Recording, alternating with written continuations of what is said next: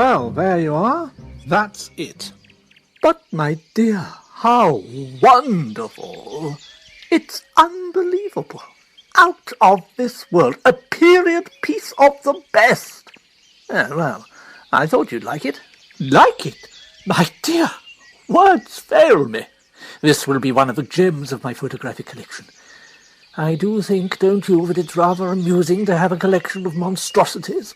The idea came to me one night 7 years ago in my bath. My last real gem was in the Campo Santo at Genoa, but I really think this beats it. What's it called? I haven't the least idea. I suppose it's got a name. It must have. The fact is, it's never referred to around here as anything other than Greenshaw's Folly. Greenshaw being the man who built it? Yes, in 1860, or 70, or thereabouts. The local success story of the time. Barefoot boy who had risen to immense prosperity. Local opinion is divided as to why he built this house, whether it was sheer exuberance of wealth, or whether it was done to impress his creditors. If the latter, it didn't impress them, because he either went bankrupt or the next thing to it. Hence the name, Greenshaw's Folly. There. Remind me to show you number 310 in my collection. A really remarkable marble mantelpiece in the Italian manner. I can't conceive how Mr. Greenshaw thought of it all. It's rather obvious in some ways. He'd visited the chateau of the Loire, don't you think? Those turrets. And then, rather unfortunately, he seems to have travelled in the Orient. The influence of the Taj Mahal is unmistakable. I rather like the Moorish wing, and the traces of the Venetian palace. One wonders how he ever got hold of an architect to carry out those ideas. No difficulty about that, I expect. Probably the architect retired with a good income for life, while poor old Greenshaw went bankrupt. Could we look at it from the other side, or are we trespassing? Yes, we're trespassing, all right, but I don't think it will matter. But who lives here, my dear? Orphans or holiday visitors? It can't be a school, no playing fields or brisk efficiency. Oh, no, a Greenshaw lives here still. The house itself didn't go in the crash. Old Greenshaw's son inherited it. He was a bit of a miser, lived here in the corner of it, never spent a penny. Probably never had a penny to spend. His daughter lives here now, old lady, very eccentric. He likes it all right. These literary critics always profess themselves a longing for a weekend in the country, and then find themselves extremely bored by it. Thank goodness for Horace's collections of monstrosities. There's somebody over there. What? Oh, dear. Do you see what she's got on? A sprigged print dress. Just like a housemaid, when there were housemaids. One of my most cherished memories is staying at a house in the country when I was quite a boy, where a real housemaid called you in the morning, all crackling in a print dress and a cap. Yes, my boy, really, a cap, muslin, with streamers. Oh, perhaps it was the parlour-maid who had the streamers. Oh, but anyway, she was a real housemaid, and she brought in an enormous brass can of hot water. What an exciting day we're having. The figure in the print dress had straightened up and turned towards them, trowel in hand. She was a sufficiently startling figure. Unkempt locks of iron-grey hair fell wispily on her shoulders. A straw hat, rather like the hats that horses wear in Italy, was crammed down on her head. The coloured print dress she wore fell nearly to her ankles. Out of a weather-beaten, not-too-clean face, shrewd eyes surveyed them appraisingly. I must apologize for trespassing, Miss Greenshaw, but Mr. Horace Bindler, who's staying with me, is most interested in ancient history and fine buildings. I hope you don't mind, Miss Greenshaw. Raymond West spoke with the ease of a well-known author who knows that he is a celebrity, and can venture where others may not. Well, it is a fine house. My grandfather built it, before my time, of course. He's reported as having said that he wished to astonish the natives. Well, I'll say he did that, ma'am. Mr. Bindler is the well-known literary critic. Really? I consider this house as a monument to my grandfather's genius. Silly fools come here and ask me why I don't sell it and go to live in a flat. What would I do in a flat? This is my home, and I live in it. Always have lived here. There were 3 of us originally. Laura married the curate. Papa would not give her any money. He said clergymen ought to be unworldly. She died having a baby. Baby died too. Nettie ran away with the riding master, so Papa cut her out of his will, of course.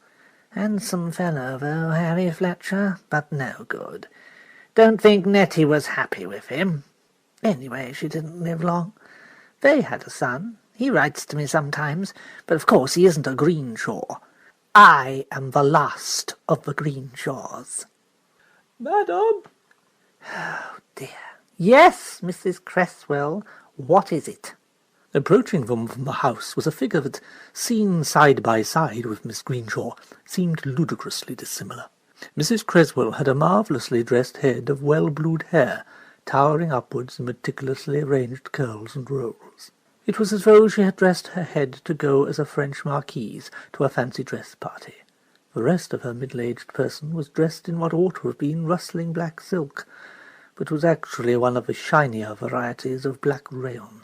Although she was not a large woman, she had a well-developed and sumptuous bust. Her voice, when she spoke, was unexpectedly deep. She spoke with exquisite diction, only a slight hesitation over words beginning with H, and the final pronunciation of them with an exaggerated aspirate gave rise to a suspicion that at some remote period in her youth she might have had trouble over dropping her H's. The fish, madam. The slice of cod. It's not arrived. I've asked Alfred to go down for it, and he refuses to do so. Ha, ha! Refuses, does he? Alfred, madam, has been most disobliging. Alfred? Alfred! Come here! Round the corner of the house a young man appeared in answer to the summons, carrying a spade. He had a bold, handsome face, and as he drew near he cast an unmistakably malevolent glance towards Mrs. Cresswell. You wanted me, miss? Yes, Alfred. I hear you've refused to go down for the fish. What about that, eh? I'll go down for it if you want it, miss. You've only got to say. Well, I do want it. I want it for my supper. Right you are then, miss. I'll go right away. Really, that boy, it's unsupportable. Ha, ha, ha. Do you know, now I think of it, a couple of strange visitors are just what we need, aren't they, Mrs. Cresswell? I'm sorry, madam, for you know what. Beneficiary to a will mustn't witness it. That's right, isn't it? Oh, quite correct, yes. I know enough law to know that. And you two are men of standing. Would you mind coming up to the library with me? Don't touch the weeding basket, Mrs. Cresswell. Why would I touch the weeding basket? Just don't. This is my grandfather's library. Oh, yes. Oh, it's full of monstrosities. The heads of sphinxes everywhere. And that colossal bronze, what is it? Paul and Virginia, perhaps? Perhaps. And that vast bronze clock with classical motifs. Oh, it's ghastly. There's a fine lot of books here. Yes, indeed.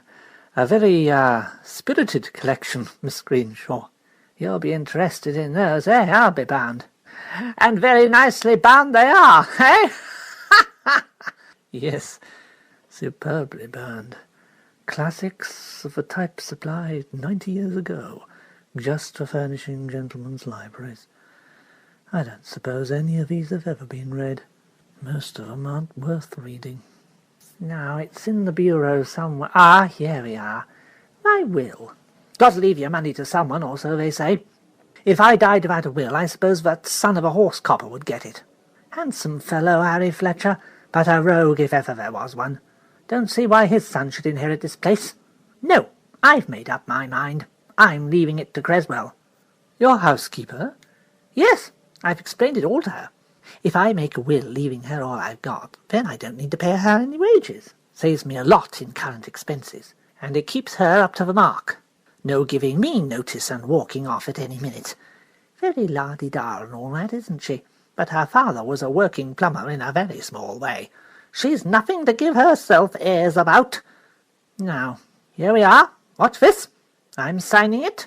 You've seen Catherine Dorothy Greenshaw. There. Now you two sign it. That makes it legal. Raymond West hesitated a moment, feeling an unexpected repulsion as to what he was asked to do. Then he quickly scrawled the well-known signature, for which his morning's mail usually brought at least 6 demands a day.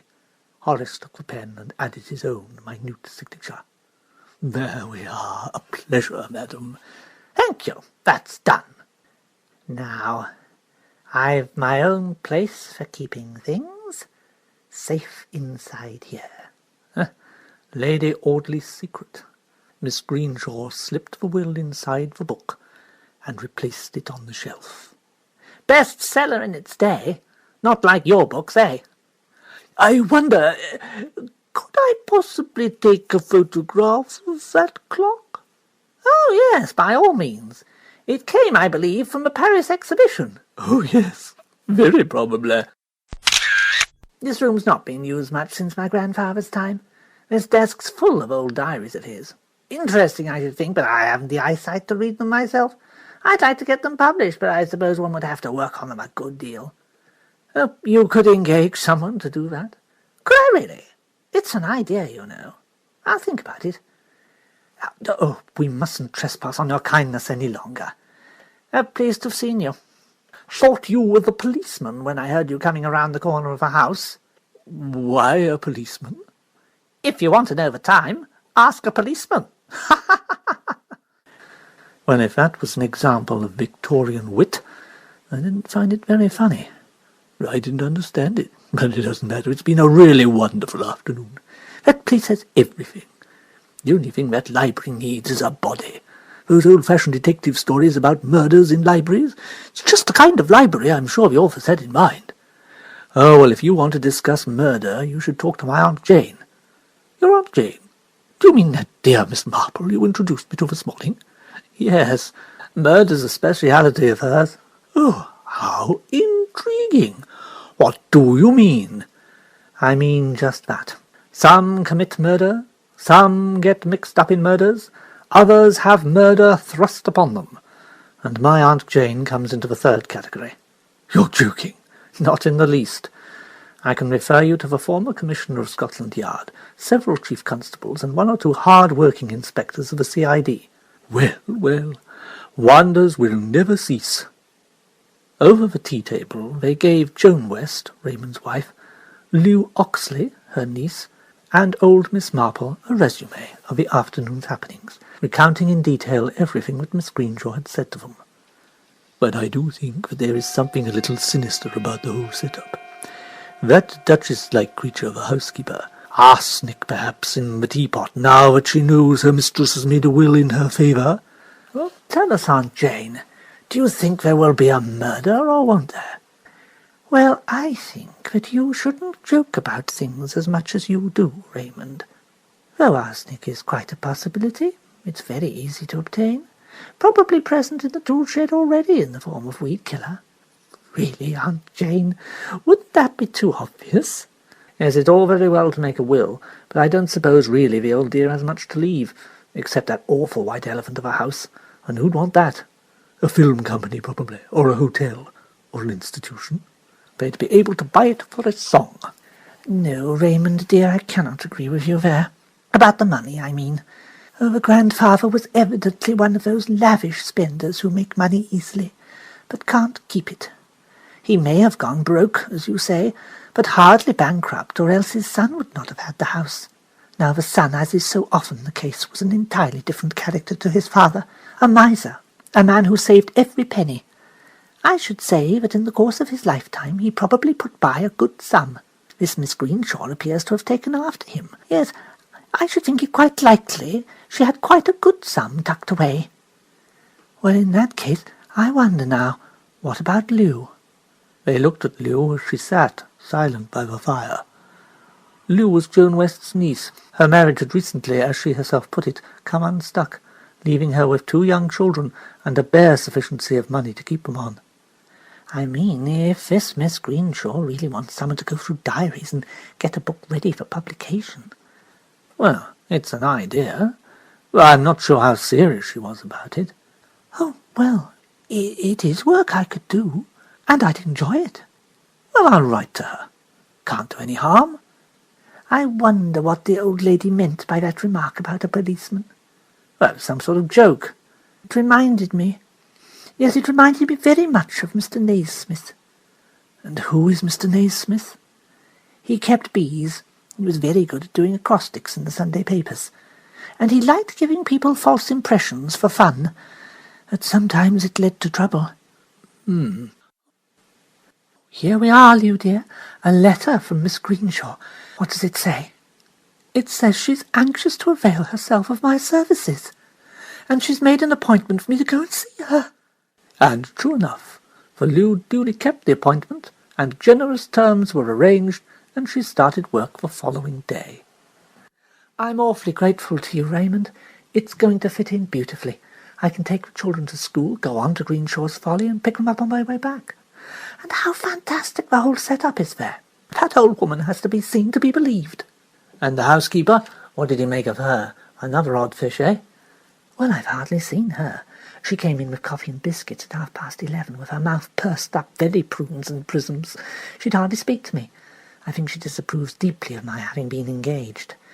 It seems there's quite a feud between her and the gardener, Alfred. He's a local boy, fairly lazy, I should imagine, and he and the housekeeper won't speak to each other. Miss Greenshaw said, in her rather grand way, it was so in my grandfather's time. There were 3 men and a boy in the garden then, and 8 maids in the house, but there was always friction. Just fancy, I was asked to ring up a nephew this morning. Miss Greenshaw's nephew? Yes, it seems he's an actor playing in the company that's doing the summer season at Boreham-on-Sea. I rang up the theatre and I left a message asking him to come to lunch tomorrow. It's rather fun, really. The old girl didn't want the housekeeper to know. Then tomorrow is another instalment of this thrilling serial. Oh, it's exactly like a serial, isn't it? Reconciliation with the nephew. Blood is thicker than water, and another will to be made, and the old will destroyed. Aunt Jane, you're looking very serious. Who was I, my dear? Have you heard any more about the policeman?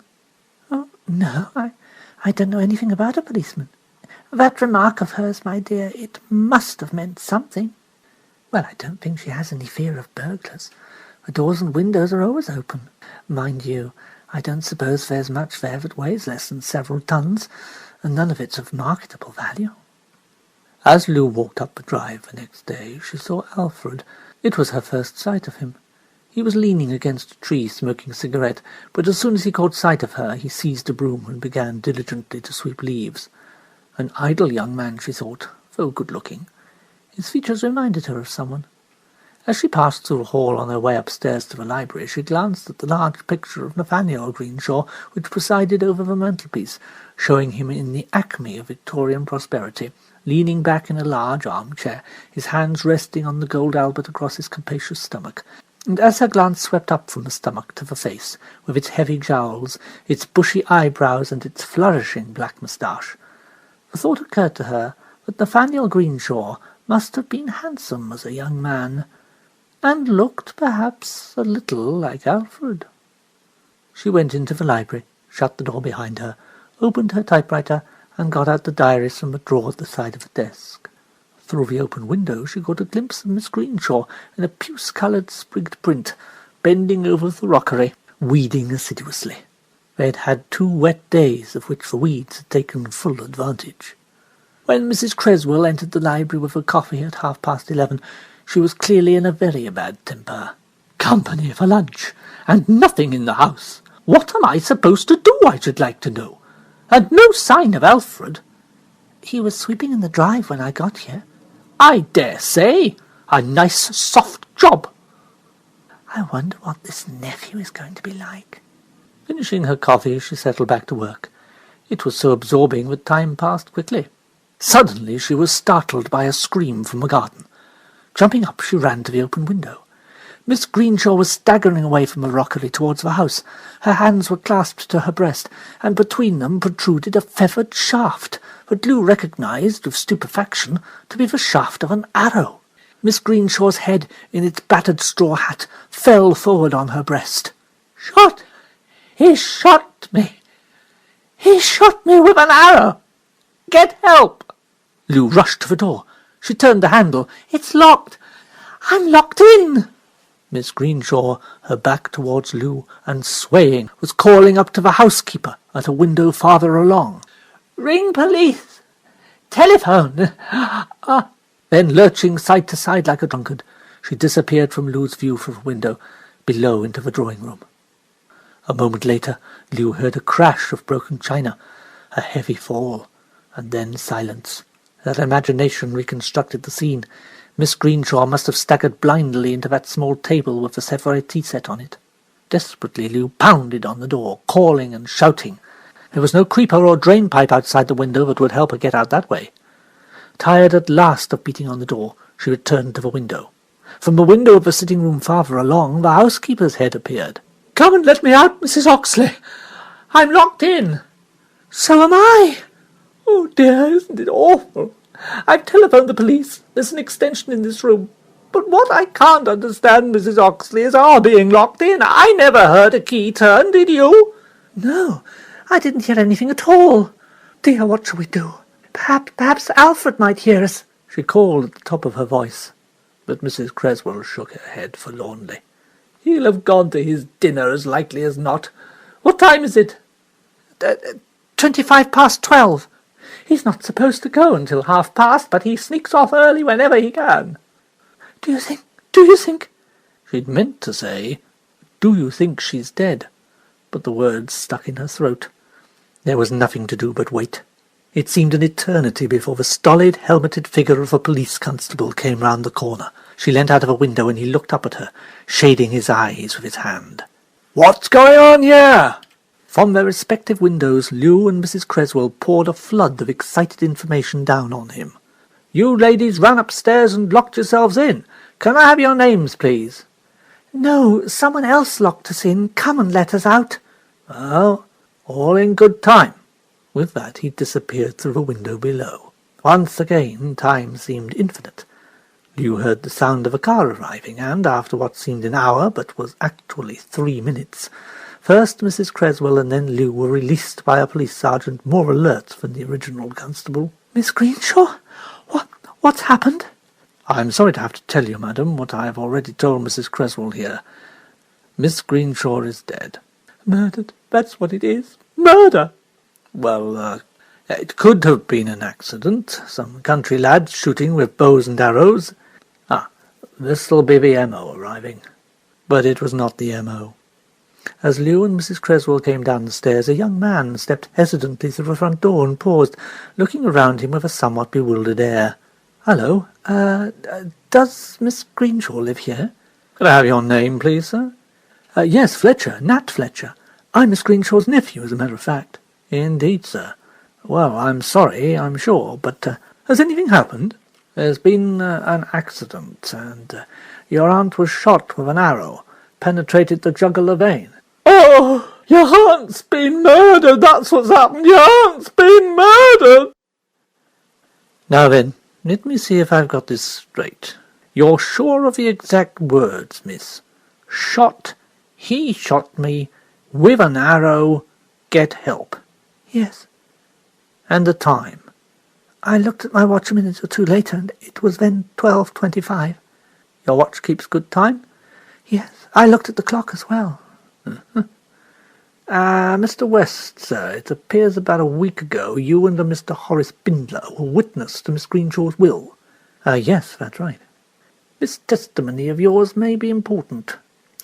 Miss Greenshaw distinctly told you, did she, that her will was being made in favour of Mrs. Creswell, the housekeeper? She was not paying Mrs. Creswell any wages in view of the expectations Mrs. Creswell had of profiting by her death?"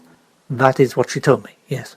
"Would you say that Mrs. Creswell was definitely aware of these facts?" "I should say undoubtedly.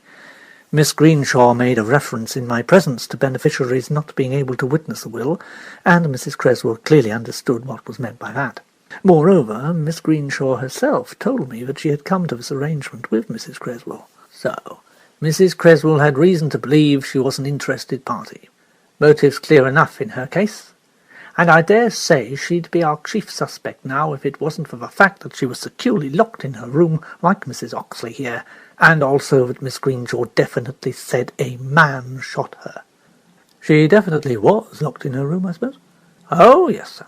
Sergeant Cayley let her out. It's a big old-fashioned lock with a big old-fashioned key. The key was in the lock, and there is not a chance that it could have been turned from inside or any hanky-panky of that kind.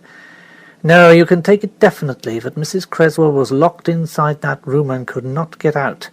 And there are no bows and arrows in the room, and Miss Greenshaw couldn't in any case have been shot from a window.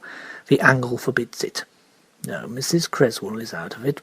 Would you say that Miss Greenshaw, in your opinion, was a practical joker? A practical joker, Inspector? Why do you ask that? Oh, sorry, madam. I didn't even see you sitting there. I'm sorry, I didn't mean to be in the way. No, not at all. It's just when you asked, it made me wonder. Perhaps the will wasn't in Mrs. Creswell's favour after all. Well, that's a very clever guess of yours, madam. You're right. Mrs. Creswell isn't actually named as beneficiary. Just like Mr. Naismith. Miss Greenshaw told Mrs. Creswell she was going to leave her everything, and so got out of paying her wages. And then she left her money to somebody else. No doubt she was vastly pleased with herself. No wonder she chortled when she put the will away in Lady Audley's secret. Yes, it was lucky Mrs. Oxley was able to tell us about the will and where it was put. We might have had a long hunt for it otherwise. So she left her money to the nephew after all, eh? That Victorian sense of humour. No, she didn't leave it to Nat Fletcher.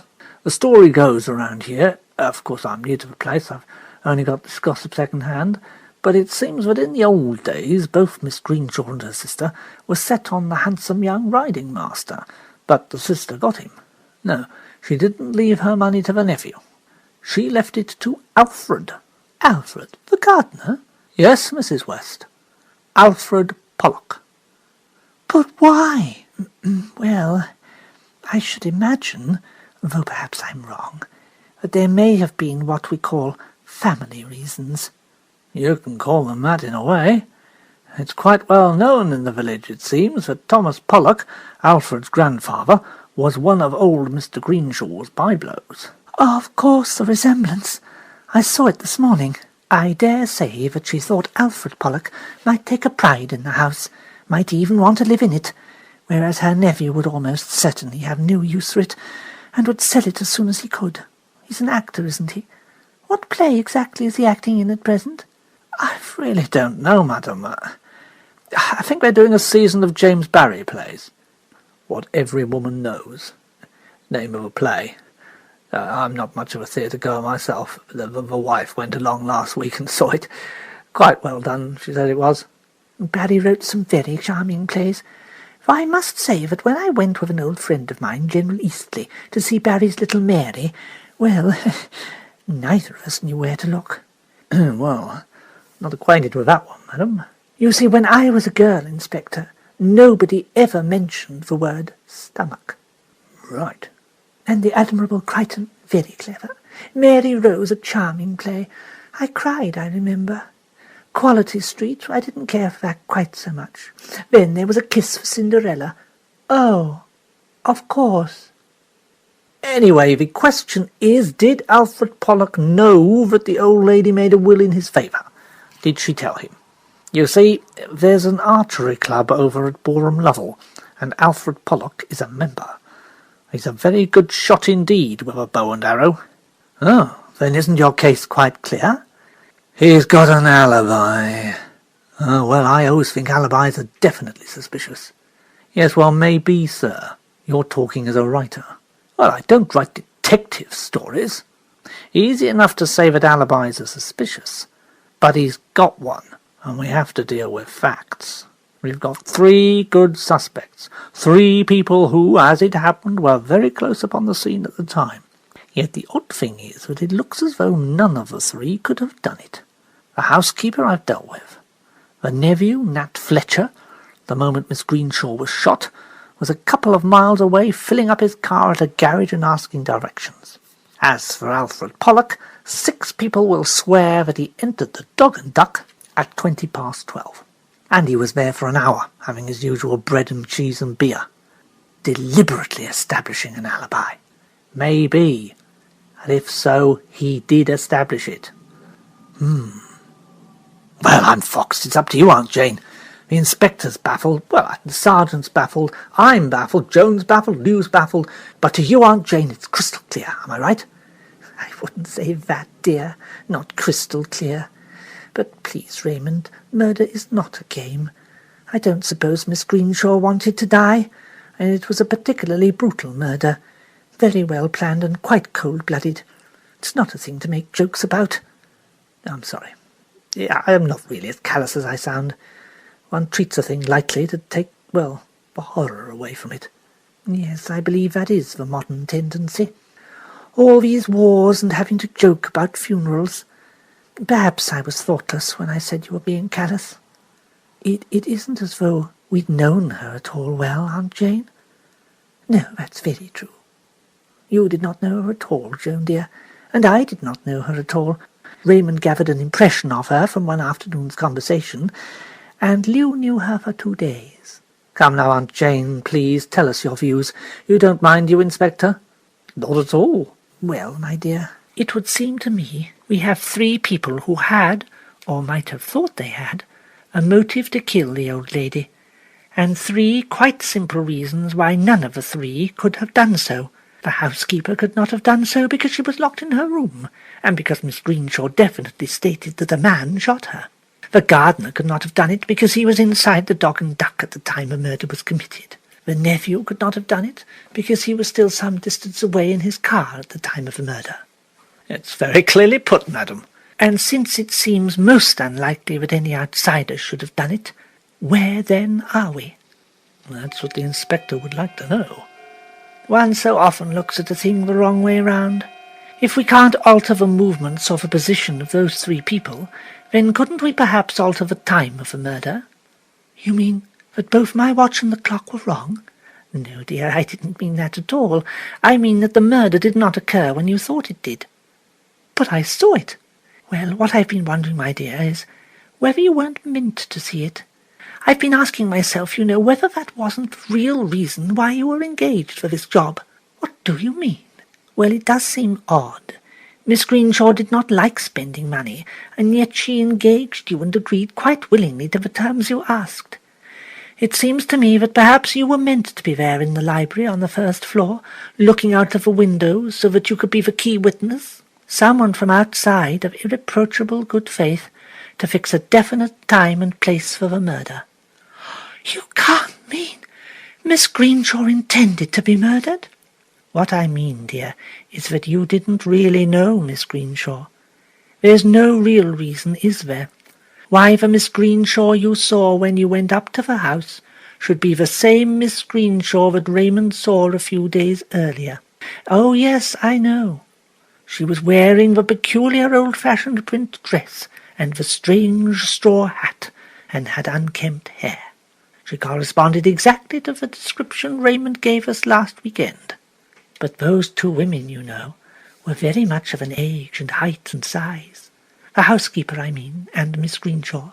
But the housekeeper is fat. She's got an enormous bosom. Oh, my dear, surely.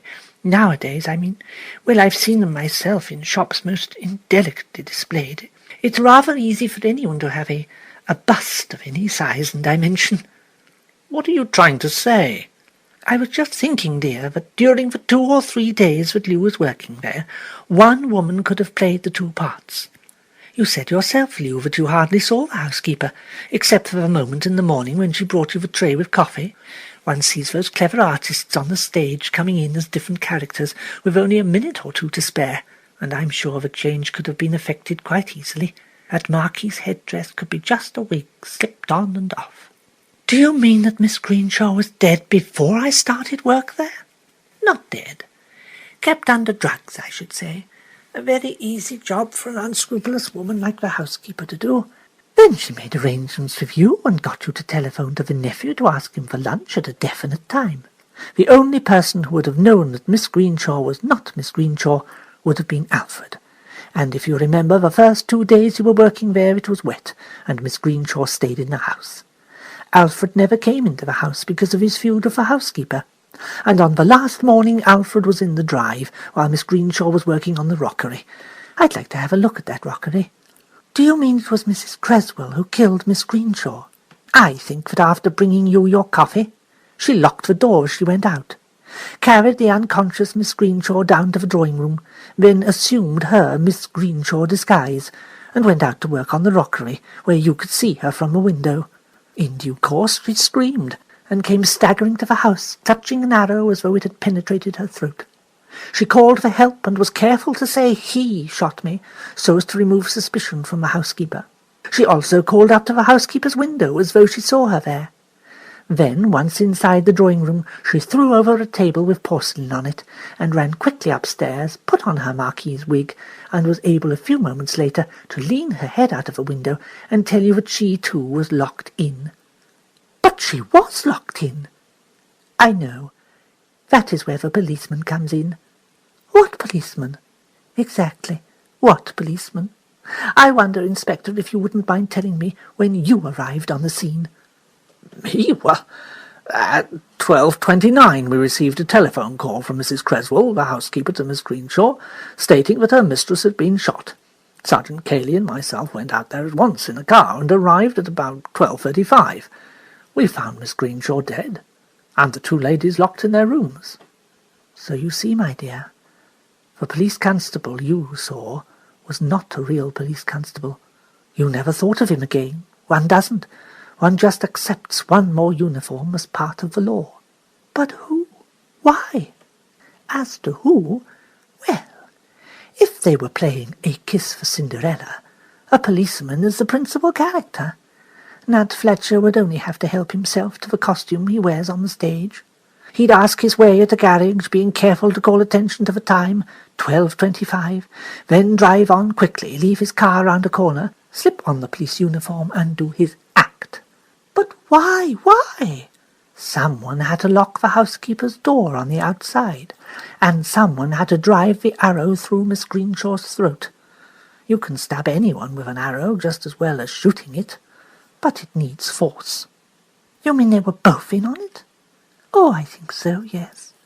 Mother and son, as likely as not. But Miss Greenshaw's sister died long ago. Yes, but I've no doubt Mr. Fletcher married again. He sounds the sort of man who would. And I think it possible that the child died too. This so-called nephew is probably the second wife's child, and not really a relation at all. The woman got a post as housekeeper and spied out the land. Then he wrote as her nephew and proposed to call upon her. He may have made some joking reference to coming in his policeman's uniform, or asked her over to see the play. But I think she suspected the truth, and refused to see him. He would have been her heir if she had died without making a will. But of course, once she made a will in the housekeeper's favour, as they thought, then it was clear sailing.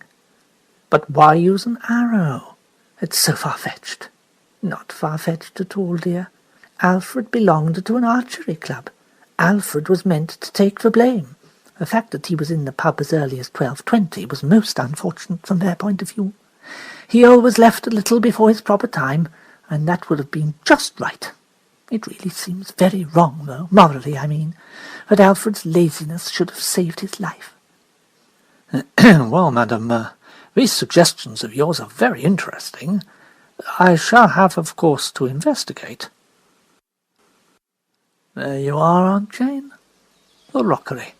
And the gardening basket, too, by the looks of it, full of dying vegetation. Don't move it. Elysium, saxifrage, thimble campanula. Yes, that's all the proof I need. Whoever was weeding here yesterday morning was no gardener. She pulled up plants as well as weeds. So now I know I'm right. Thank you, dear, for bringing me. I wanted to see the place for myself. And there it stands, Greenshaw's Folly.